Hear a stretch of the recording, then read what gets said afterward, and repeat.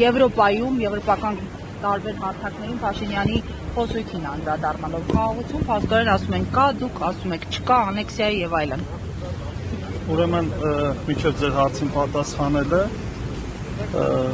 հարգելի լրագրողներ, փաստացի ստացվում է մենք ունենք երկու իրականություն։ 2021 թվականի նոյեմբերի 26-ին ստեղծվեց Հայաստանի Հանրապետության եւ Ադրբեջանի Հանրապետության կառավարությունների միջև սահմանազատման հանձնաժողով։ Սահմանազատման հանձնաժողովի նպատակը բոլորս գիտենք, բայց ստացվում է, որ այս սահմանազատման հանձնաժողովին զուգահեռ նա մի այլ ստվերային ներքին հասարակությանը ոչ հարթի հանձնաժողով, որը ինչ-ինչ պատճառներով եւ հիմնավորումներով կարողանում է Հայաստան-Ադրբեջան սահմանամերձ հատվածներում ամրապնդելի դիրքերը, որի մասին Հայաստանի Հանրապետության կառավարությունը ի սկզբանե նախընտրում էր լռել, իսկ հիմա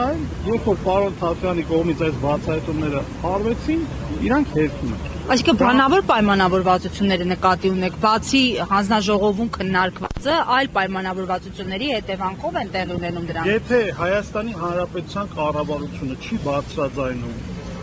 Ադրբեջանի զինուժի կողմից Հայաստանի սուվերեն տարածքում առաջխաղացումները, ինժեներական կահավորումները, բնականաբար մեր մոտ ստեղծում է տպավորություն եւ ենթադրություն,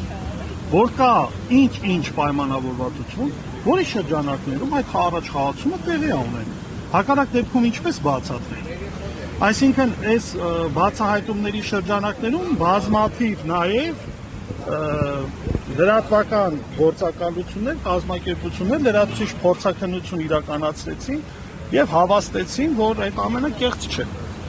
Փաշինյանի ելույթին անդրադառնալով այս համատեքստում գնալ եւ բողոքել երկրի ընդդիմությունից, հոգեվորականներից, խոսել խաղաղության մասին, ինչ որ երաշխիքների մասին։ Համար այսօր հանրապետությունում գոյություն ունի մեկ օրակարգ։ Դա վերընտրման, ինքնաարտադրման օրակարգ։ Այդ օրակարգը փաթեթավորված է խաղաղության կարգախոսներով։ Երբ որ ընդդիմությունը բարձրաձայնում է հնարավոր վտանգների եւ անվտանգության հիմնախնդիրների մասին, իշխանությունները հակադարձում են, որ ընդդիմությունը ռևանշիստ է, որ ընդդիմությունը ցանկանում է պատերազմ։ Քամրիցի ոչ մի երկրում ոչ մի adekvat ընդդիմություն պատերազմ չի ցանկանում։ Մենք այս բացահայտումների շրջանակներում կոչ ենք անում, որպեսզի իշխանությունները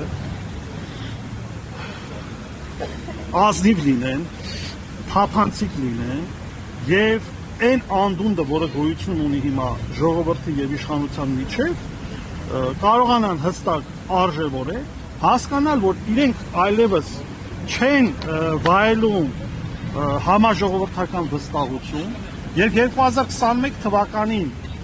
այն ընտրազանգվածը, որը այս իշխանությունը տվել է վստահության քվե, այդ վստահության քվեն չի տվել, որ Հայաստանի Հանրապետության սուվերեն տարածքից 20,000 հեկտար լինի Ադրբեջանի վերահսկողության տակ։ Հիշում եք ընդդիմադիր շրջանում անդոտ 800 հեկտար էին տնկարում։ 20,000 հեկտար։ Դա մոտավորապես համահավասար է Երևանի մայրաքաղաքի տարածքին։ Այսօր դա գտնվում է ադրբեջանական զինուժի վերահսկողության ներքո։ Եվ այն թմկահարումները նաև, որ իշխանությունը ասում է, որ մենք ունենք խաղաղություն, եթե սահմաններին մենք հրանոթների ձայները չենք լսում, դա չի նշանակում, որ մենք խաղաղություն ունենք։ Հայաստանի Հանրապետությունը այսօր գտնվում է հիբրիդային պատերազմի թիրախում, եւ դա արտահայտվում է իշխանությունների կողմից եկեղեցու դեմ, պատմության դեմ, մեր ազգային ինքնության, մեր արժանապատվության դեմ տարվող պայքարում։ Եվ այս պարագայում, ինչու ենք մենք այս հարցը բարձրացնում ձեր կողմից նաև ռետորական հարցադրում է, որ հասարակությունը մատրիցայից դուրս գա եւ նա իրականությանը։ Այսօր այո, ադրբեջանական զինուժը տակ պատերազմ չի վարում Հայաստանի Հանրապետությանը։ Ու հիմա չի վարի։ Ինչ ուսում ստանում է։ Ասում է սահմանադրություն փոխել։ Այս իշխանությունները ասում են կփոխենք։ Խնդրում ենք, թույլ տվեք մեզ հունիսի 7-ին վերընտրվենք, կփոխենք։ Ավելին, սահմանադրության փոփոխման հանձնաժողովը ստեղծված արդարադատության նախարարներ ասեց, որ ինքը գլխավորում է այդ հանձնաժողովը։ Իսկ ինչա լինելու այդ սահմանադրությունում, արդեն բոլորս պատկերացնում ենք, ոչ մի լավ բան։